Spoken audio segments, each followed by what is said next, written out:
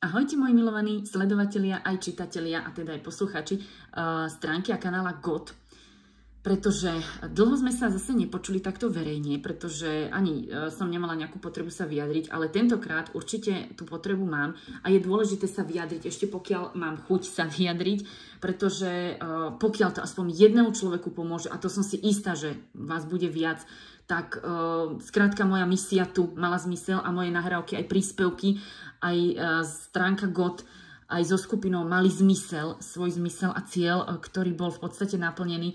Ale čím vás je viac tých chápavých a skutočne chápavých a rozmýšľajúcich, tak tým je to lepšie, pretože takisto, čo sa týka tejto témy, ktorú máme dnes ako egoizmus ľudstva z najvyššieho pohľadu, je dôležité si naozaj veľa vecí uvedomiť a toto nebudete počuť nikde, ani v kostole, na omši, alebo na nejakých ezoterických krúhoch, alebo spirituálnych sedeniach, seansách a neviem kde, pretože mnoho ľudí sa na egoizmus pozerá trošku tak inak. Ako keby videli ho len z takého obmedzeného uhla pohľadu, čo je prirodzené, pretože všetci sú ľudia a každý človek vidí len zo svojho obmedzeného uhla pohľadu. Aj ten, čo si myslí, že je teda je osvietený a je neviem aký duchovný, tak skrátka nevidí až za ten obzor a za ten rozmer, alebo na ten rozmer, ktorý sa otvára až vtedy, keď naozaj sa snažíte eliminovať v sebe ten egoizmus. Najskôr ten zjavný, ktorý je do očí, jak sa hovorí, bijúci, ale potom je aj tu skrytý egoizmus, sebectvo. A to sa odzrkadľuje vždy v prvom rade na tých myšlienkach a zámeroch. Čiže keď k vám príde nejaká myšlienka alebo skrátka nad ničím rozmýšľate, vždy tam prichádza potom zámer s realizáciou tej myšlienky. A realizácia tej myšlienky pozostáva z toho, že teda prichádza, ako som spomínala teraz, zámer buď pozitívny alebo negatívny. Kdežto pozitívny zámer môže byť aj skrytý egoizmus. Čiže mnoho ľudí si takto myslí, že myslí dobre a nezištne a hlásajú dobro, konajú dobro, myslia si dobro, ale v skutočnosti konajú iba pre seba. Pre seba alebo pre tých, ktorí chcú, aby sa mali dobre. A zase je to ten egoizmus, ktorý je taký, tak povediac, potlačený a skrytý, nezjavný a tým pádom je neprospešný rovnako ako ten zjavný egoizmus, ktorý sa nejakým spôsobom proklamuje, propaguje a tak ďalej. Takže naozaj v tomto smere nevedomosť opäť neospravedlňuje a hlavne neuvedomelosť tiež neospravedlňuje. Takže tak by sme si to len v stručnosti, v rýchlosti zhrnuli, keďže viete, že nedávam verejné hlasovky alebo nahrávky nejaké dlhé. A chcela by som teda povedať, že z najvyššieho pohľadu je egoizmus veľakrát tak do očí bijúci, pretože keď si uvedomíte aj tých falošných veriacich, ja musím to povedať, ako to je, budeme to pomenovať pravými slovami, skrátka sa mnohí zaoberajú tým, aby oni došli k spáse, aby oni boli šťastní, aby oni sa dostali do toho večného života a do raja a do novej zeme a neviem, kde všade by chceli ísť. A naozaj v súvislosti s Bohom sa venujú iba sebe. To je ten egoizmus, ktorý ale tu zámerne aj bol nastavený, aby si to mnohí ľudia ani nechceli uvedomiť. Ja nehovorím, že teraz si to nikto na planéte, teraz tých miliard a miliard ľudí nikdy neuvedomil, alebo to aspoň nenapadlo. Samozrejme, že áno.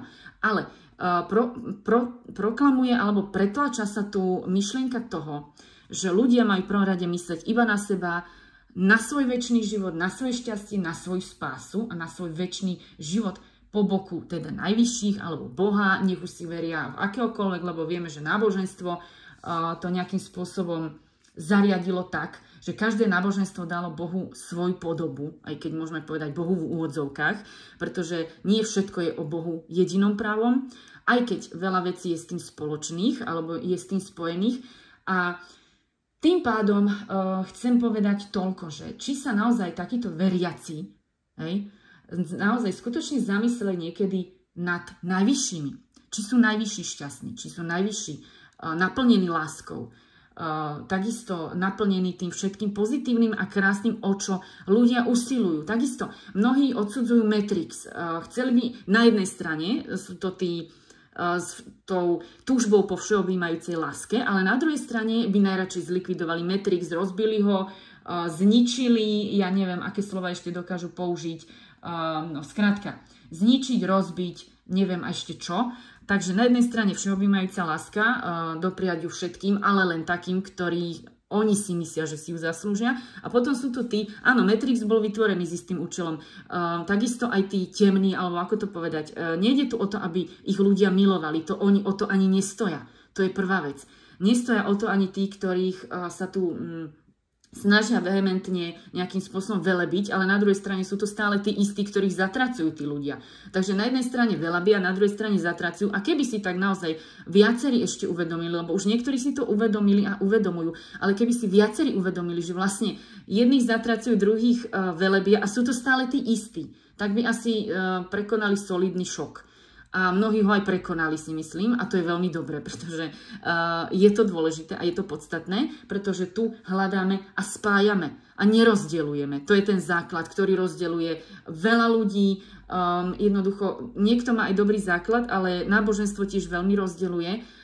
Rozdeľuje čokoľvek. Jednoducho, človek je tvor asi rozdeľovačný, rád separuje, diferencuje a tak ďalej. Proste takto je tiež nastavené s tým istým nastavením sem príde človek.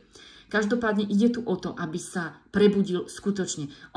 Bolo tu niečo podhodené, bolo tu niečo zámerne podsunuté, ale ľudia stále by mali premýšľať naozaj v tých čo najširších súvislostiach, lebo úplne v najširších, ako napríklad najvyššie bytosti nemôžu uvažovať, ale človek sa môže aspoň pokúsiť nebyť sebecký aj v tom pohľade, že skrátka snažím sa myslieť nielen na seba, na svoj blahobyt, na svoj prospech, ale skúsim sa aspoň zamyslieť, lebo nikto správnu odpoveď na tieto otázky nedostal, že či sú najvyšší šťastní, či naozaj túžia po partnerskej láske, či dajme tomu ten proklamovaný náboženský boh mužského pohlavia, dajme tomu, aj keď nemyslíme pohlavie ako také, ale skrátka, či ten boh tiež mal niekedy svoju lásku, či bol šťastný, či náhodou toto a tamto. Vieme, že mnohé veci napríklad aj v Biblii, keď sa nevyskytujú, tak mnohí ľudia to zavrhnú, lebo to nie je v Biblii.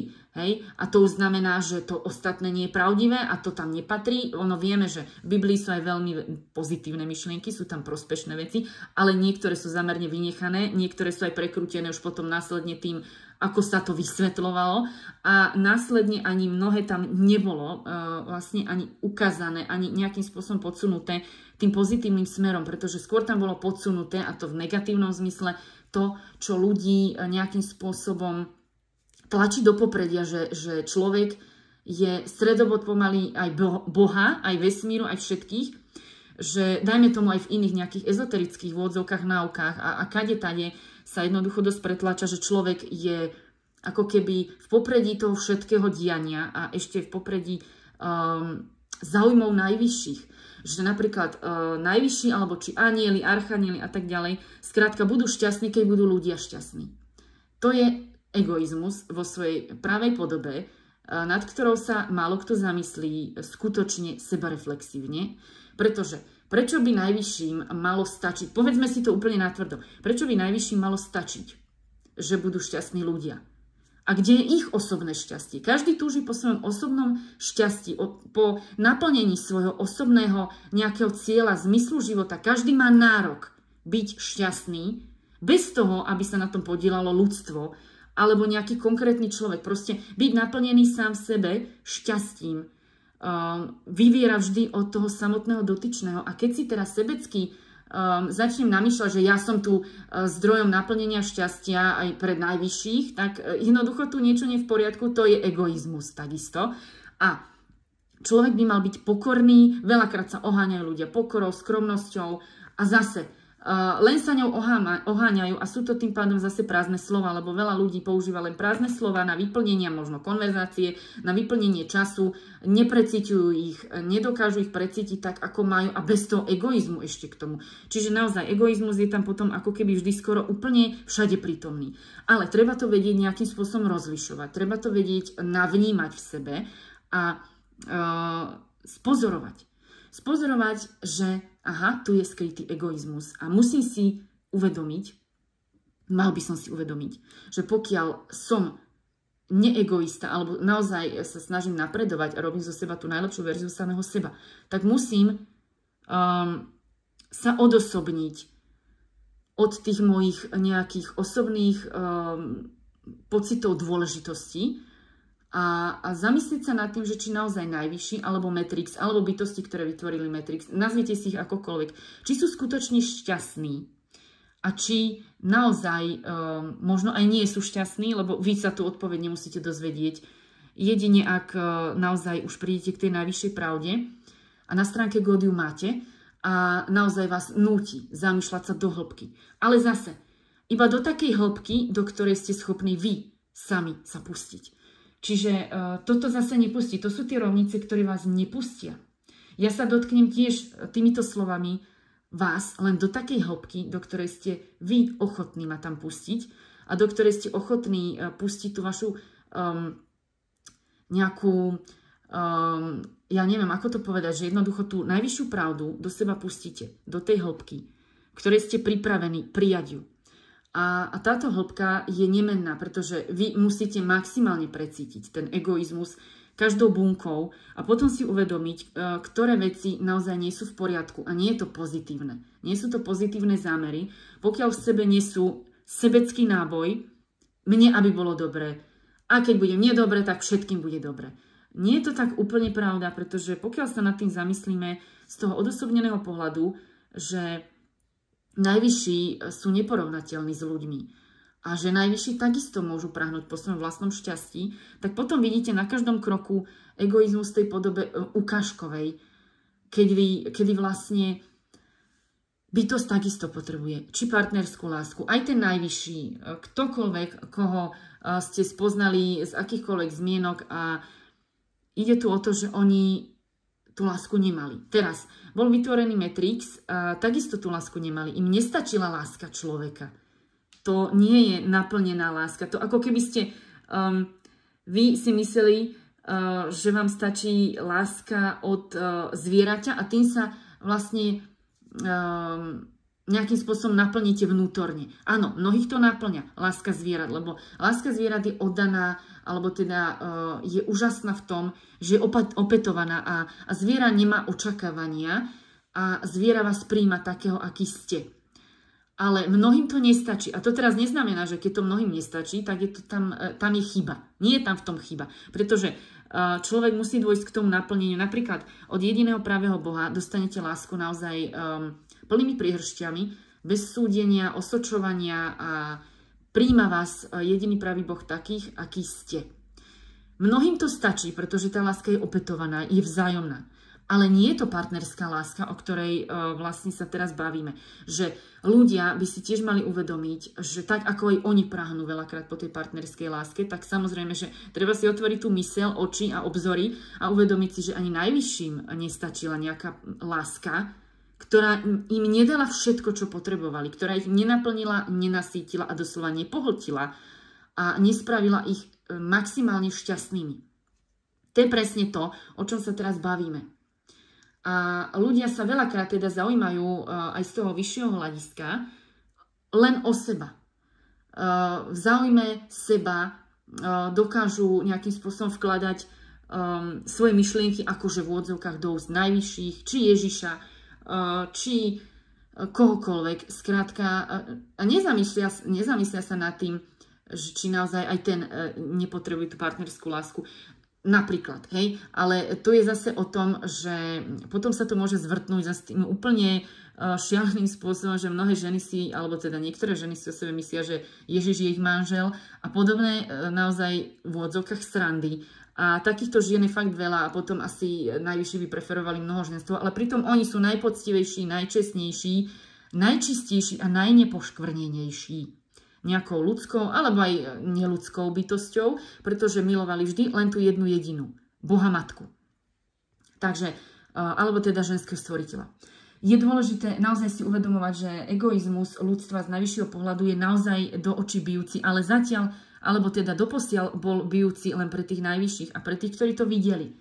Pretože naozaj veľmi veľký počet ľudí je domýšľavých, ale sú aj sebeckí a chamtiví. A táto chamtivosť a sebeckosť sa môže prejavovať aj presne v tomto bode, ktorý sa snažím teraz trošku rozvinúť.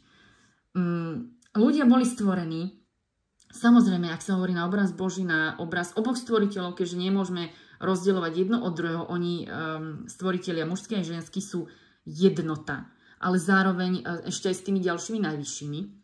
A ľudia, skrátka, boli vytvorení na obraz Boží, svojím spôsobom, teda, hej, zjednodušíme si to, ale vyformovali sa sami.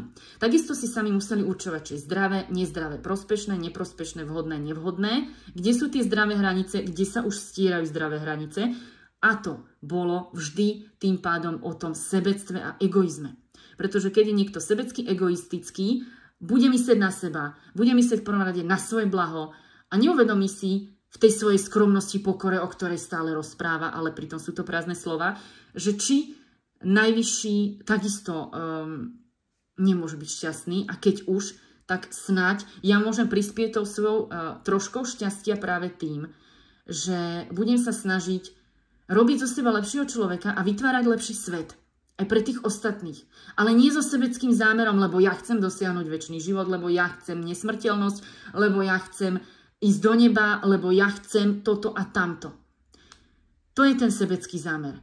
Ja to chcem robiť aj preto, keby som nedosiahol večný život, aj keby som nešiel po tej nesmrteľnosti, alebo aj keby som si ju nezaslúžil, tak urobím všetko preto, aby najvyšší boli skrátka aspoň trošku spokojní s mojou činnosťou, ktorá je čo najmenej sebecká. To je základný princíp. A myslím si, že týmto som asi aj vyzdvihla pointu dnešného nahrávania, pretože ani neviem ešte, čo by som k tomu tak mohla povedať. Myslím, že som povedala aj v podstate všetko ohľadom toho. Jednoducho, dôležité je to, aby sa ľudia zbytočne nebili do prs a pritom ich zámery sú len egoistické, lebo oni chcú niečo dosiahnuť. Vieme, že nič nie je zadarmo, ale dôležité je vedieť si uvedomiť, že tých, ktorých velebia, tých, ktorých nenávidia, sú to stále tí istí. Len je to ako keby jedna strana a druhá strana tej istej mince.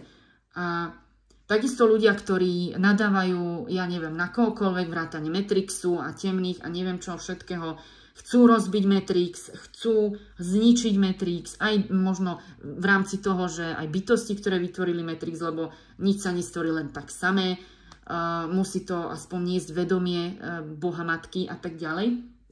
A mnohí sa teda ezotericky bijú do prs a túžia po všeobjímajúcej láske a následne by dokázali zničiť, zabiť čokoľvek, kohokoľvek, kto už je pre nich zlý. Ale sami si neuvedomujú, že aj oni môžu byť tí zlí práve tým nezdravým nastavením, tými nesprávnymi zámermi a skrytým egoizmom v pozadí, ktorý ale sa veľmi ľahko dokáže ukázať a Matrix to takisto dokáže absolútne bravúrne ukázať a poukázať na to, vyzdvihnúť to. Matrix je svojím spôsobom veľmi silný organizmus a mechanizmus, ktorý odzrkadľuje skryté zámery každého človeka. Pretože najskôr musí prísť myšlienka, ktorej dáte vy ten zámer.